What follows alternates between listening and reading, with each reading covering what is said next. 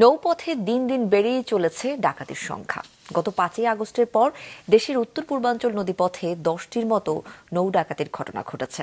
এছাড়া বিভিন্ন পয়েন্টে পণ্য বোঝাই জাহাজ, কার্গো, বাল্কহেড থেকে প্রতিনিয়ত চাঁদা আদায় করছে সন্ত্রাসীরা। ব্রাহ্মণবাড়িয়া প্রতিনিধি আশেক মানান হিমেলের পাঠানো তথ্য ছবিতে ডেস্ক রিপোর্ট। অনিরাপদ হয়ে পড়েছে দেশের নৌপথ। চাঁদপুর ব্রাহ্মণবাড়িয়া হয়ে দেশের উত্তর পূর্বাঞ্চল নদীপথে বেড়েছে চাঁদাবাজি ও ডাকাতির ঘটনা। 5 আগস্টের পর এই পথে অন্তত 10টি ডাকাতির ঘটনা ঘটেছে। পণ্যবাহী জাহাজ থেকে চাঁদাবাজি হচ্ছে প্রতিনিয়তই।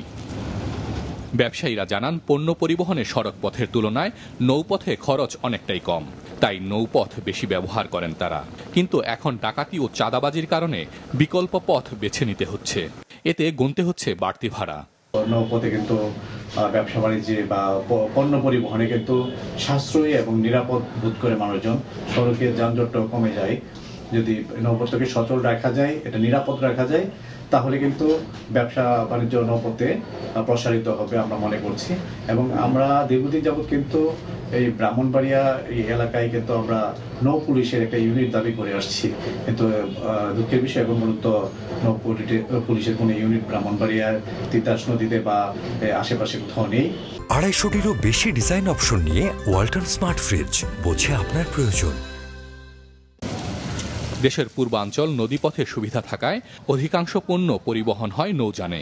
বিভিন্ন এলাকা থেকে পাথর, বালু, কয়লা, সিমেন্ট, রড, সার, ধান, চাল সহ পণ্য বোঝাই জাহাজ, কার্গো, বাল্কহেড চাঁদপুর ব্রাহ্মণবাড়িয়া হয়ে দেশের উত্তর পূর্বাঞ্চল, সিলেট, সুনামগঞ্জ, হবিগঞ্জ, কিশোরগঞ্জ, নেত্রকোনা সহ বিভিন্ন জেলায় যায়।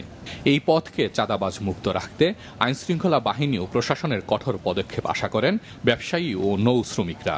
মোংলার থেকে জাহাজ থেকে আশুগঞ্জ আসে, আতঙ্ক কাজ করে আসছে ওই কালীগঞ্জ নাম করে একটা জায়গা আছে, ওই জায়গা, আর এই বৈদ্যের বাজার, আর করে আসছে এই যে 60 নল করে একটা জায়গা আছে।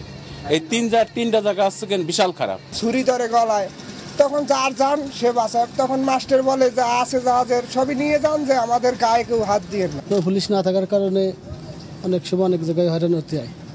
যেমন ধরুন চট্টগ্রাম থেকে আসতে গেলে সাহারাবিকন জাহাজ, অনেক জাহাজ থাকে, সেখানে প্রতিনিয়ত হয়রানি হচ্ছে। নৌপথে ডাকাতি ও চাঁদাবাজি প্রতিরোধ করতে অভিযান অব্যাহত রয়েছে বলে জানিয়েছে নৌ পুলিশ। আশা করি স্বল্প সময়ের মধ্যে আমাদের এই সকল থানা ফাঁড়িগুলোতে এই নিয়োগ বদলি প্রক্রিয়াটার সম্পন্ন হওয়ার পরে আমরা আবার পুরোদমে নদীপথে নিশ্চয়তা এবং নৌযান সহ নৌ যাত্রী সাধারণকে নিরাপত্তা নিশ্চিত করার যাবতীয় কার্যক্রম আমরা আবার পরিপূর্ণরূপে শুরু করতে পারবো বলে। জাহাজ, কার্গো বা বাল্কহেড আকার অনুযায়ী 300 থেকে শুরু করে 5000 টাকা পর্যন্ত চাঁদা আদায় করছে সন্ত্রাসীরা। সুযোগ পেলে জেলের ছদ্মবেশে ডাকাতিও করছে তারা। মাছরাঙা নিউজ ডেস্ক।